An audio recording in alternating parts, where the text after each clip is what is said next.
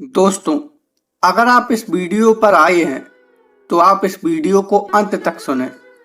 इस वीडियो में आपको आपके जीवन से जुड़ी सभी बातों का ज्ञान प्राप्त होगा। इस वीडियो को खास तौर पर गर्भवती महिलाओं को जरूर सुनना चाहिए। दोस्तों, गीता संपूर्ण मानव जाति के लिए सबसे महत्वपूर्ण ग्रंथ है। हमारे शास्त्रों के जानकार सभी महापुरुष गीता पाठ की सलाह देते हैं। इसलिए आज हम आपको गीता के एक महत्वपूर्ण भाग गर्भ गीता को सुनाने जा रहे हैं। गर्भ गीता भागवत गीता का मुख्य ज्ञान रूप है। जिस प्रकार मंदिर के गर्भगृह में भगवान वास करते हैं, उसी प्रकार भागवत गीता का मुख्य ज्ञान गर्भ गीता में है। अपने परम कल्याण के लिए हर मनुष्य को इसको सुनना चाहिए। माना जाता है कि जो गर्भवती स्त्री नित्य श्रवण कर चिंतन मनन के द्वारा अपनाती है, उनकी संतान श्रेष्ठ बुद्धि, श्रेष्ठ आचरण और शुभ संस्कारी होती है। तो मित्रों, आप इस ग्रंथ का पाठ श्रद्धा पूर्वक करें। एक बार अर्जुन भगवान श्री कृष्ण से कहते हैं कि हे मधुसूदन, कृपया आप मुझे बताएं कि प्राणी जब गर्भ योनि में आता है तो वह अपने किस गुण दोष के कारण आता है। प्राणी जन्म से पहले गर्भ में कष्ट पाता है और जन्म के समय भी असहनीय पीड़ा पाता है। इसके बाद भी वह रोग पीड़ा के कारण दुख पाता है। उसे बुढ़ापे में अनेक रोग घेर लेते हैं और उसकी मृत्यु हो जाती है। अतः हे भगवान, कृपा करके मुझे बताएं कि वे कौन से कार्य हैं जिनसे मनुष्य जन्म मृत्यु के दुखों से बच सकता है। तो भगवान श्री कृष्ण कहते हैं कि हे धनुर्धारी, जन्म मृत्यु का बंधन तो उन प्राणियों की नियति है जो संसार में क्रियान्वित रहते हैं। जो प्राणी संसार में नष्ट होने वाले पदार्थों से प्रेम करते हैं, वे संसार की वस्तुओं की इच्छा रखते हैं। मनुष्य संसार की दौलत पाने की तो कामना करता है, परंतु भगवान की भक्ति से विमुख रहता है। इसलिए वह बार बार अनेक योनियों में पैदा होकर जन्म, मरण और गर्भ के दुख को भोगता है। तो अर्जुन कहते हैं कि हे माधव, संसार की मोह माया से मुक्ति तो संभव नहीं है। मन इन 5 विकारों के वश में है। वे 5 विकार काम, क्रोध, लोभ, मोह, अहंकार। यह मन मस्त हाथी की तरह है। माया मन को हर लेती है और इन 5 विकारों में अहंकार सबसे प्रबल है। यह प्राणी को नरक में ले जाता है। इसलिए हे जनार्दन, इस मदमस्त हाथी को कैसे वश में किया जाए, अर्थात मनुष्य को कौन से प्रयत्न करने चाहिए जिससे वह अपने मन को भगवान की भक्ति में लगा सके। तो भगवान श्री कृष्ण कहते हैं कि हे कौन्तेय, जिस प्रकार मस्त हाथी को वश में करने के लिए महावत अंकुश का प्रयोग करता है, उसी प्रकार मन को काबू में करने के लिए ज्ञान रूपी अंकुश का प्रयोग आवश्यक है। भक्ति और ज्ञान अभ्यास करने पर ही प्राप्त होते हैं। अहंकार करने से जीवन नरक बन जाता है।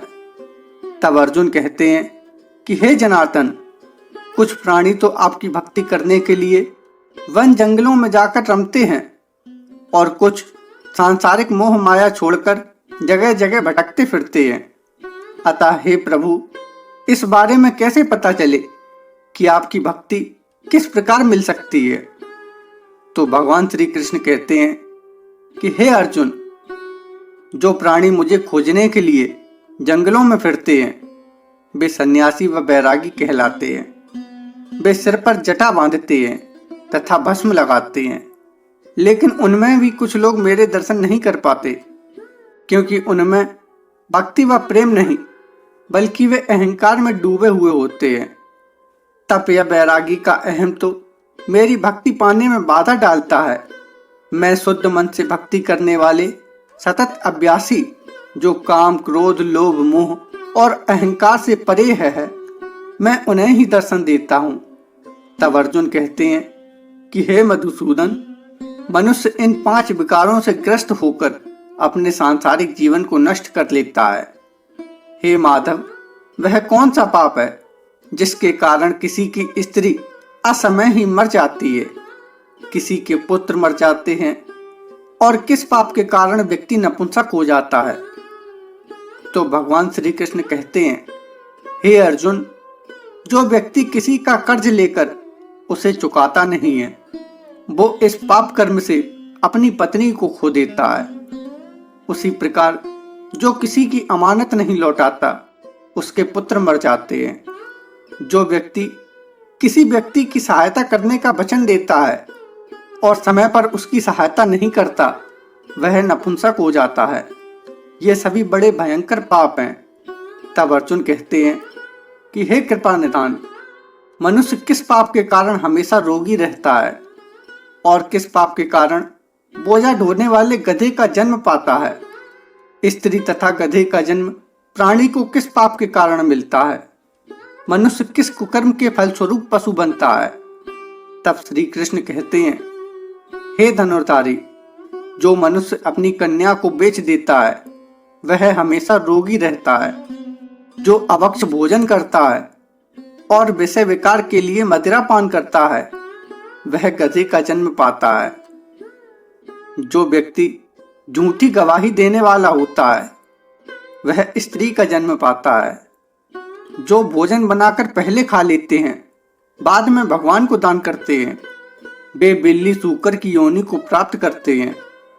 तब अर्जुन कहते हैं, हे कृपा निधान, इस संसार में जिन प्राणियों को आपने धन दौलत प्रदान की है और उत्तम वाहन दिए हैं, उन्होंने कौन से पुण्य किए हैं? भगवान श्री कृष्ण कहते हैं कि हे धनंजय, जो उत्तम रीति से पात्र को स्वर्ण दान करता है, वह उत्तम वाहन और धन धान्य को प्राप्त करता है। जो भगवान को साक्षी मानकर कन्यादान करते हैं, वे उत्तम पुरुष का जन्म पाते हैं।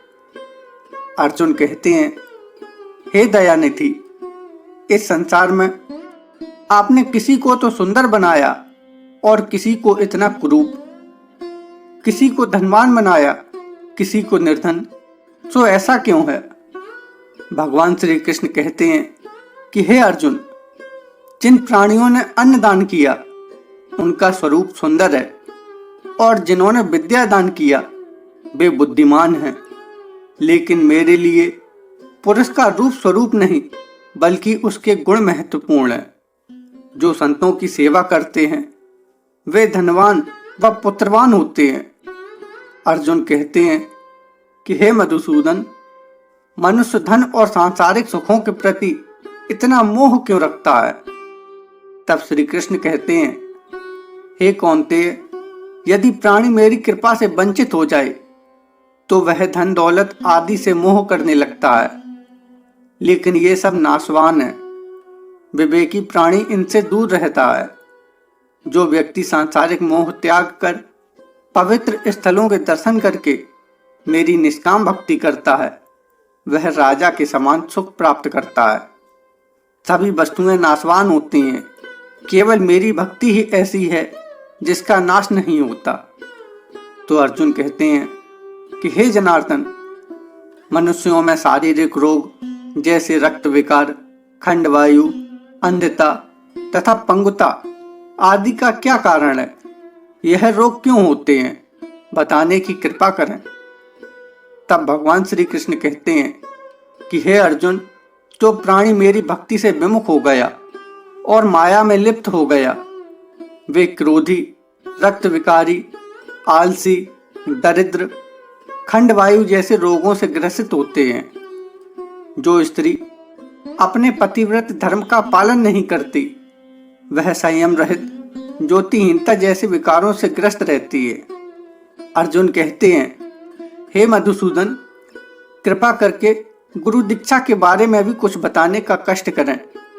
मुझे गुरु की महिमा के बारे में भी बताएं। तब भगवान श्री कृष्ण कहते हैं कि हे धनुर्धारी, तुम्हारा यह प्रश्न संपूर्ण मानव जाति के लिए कल्याणकारी है। तुम धन्य हो और धन्य है तुम्हारी जननी। हे पार्थ, ब्रह्मचारी और संयमी पुरुष जो ईश्वर भक्ति और परोपकार में लगा हो, उसे ही गुरु बनाना चाहिए और अपने गुरु की देखरेख में ही मेरी पूजा करनी चाहिए। गुरु की कृपा से विमुख प्राणी सर्प मारने का पाप भोगता है। ऐसे प्राणी का मुख देखना भी पाप होता है। हे अर्जुन, सारे संसार के गुरु जगन्नाथ हैं।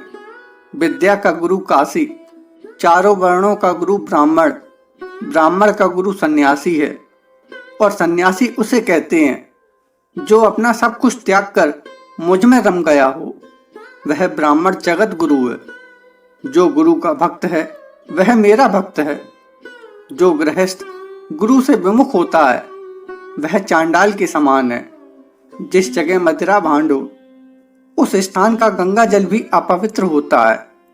इसी तरह गुरु से विमुख व्यक्ति का भजन भी अपवित्र होता है।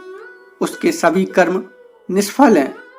ऐसा व्यक्ति कूकर, सूकर, गर्दभ, काक इन योनियों को पाता है। वह अजगर सर्प के समान आलस्य में डूबा तिरस्कार पाता है। हे कौन्तेय, गुरु दीक्षा के बिना प्राणी का उद्धार संभव नहीं है। जो गुरु की सेवा करता है उसको कई अश्वमेघ के पुण्य का फल मिलता है। हे अर्जुन, जो प्राणी तुम्हारे इस संवाद को पढ़ेंगे और सुनेंगे वे गर्भ के दुख से बचेंगे। वे नरक की 84 योनियों के झंझट यानी जन्म और मरण से बचेंगे। भगवान श्री कृष्ण और अर्जुन के इस संवाद को सुनने और पढ़ने से जीवन की कठिनाइयों और गर्भ की पीड़ा से मुक्ति मिलती है। यह कथा बताती है कि सच्चे ज्ञान और भक्ति से ही जीवन के दुखों से पार पाया जा सकता है और भगवान की कृपा को प्राप्त किया जा सकता है। इस प्रकार गर्भ गीता का यह संदेश विशेष रूप से गर्भवती महिलाओं के लिए है, जो उनके जीवन की नई शुरुआत और भगवान के प्रति भक्ति को समझने में सहायक हो सकती है।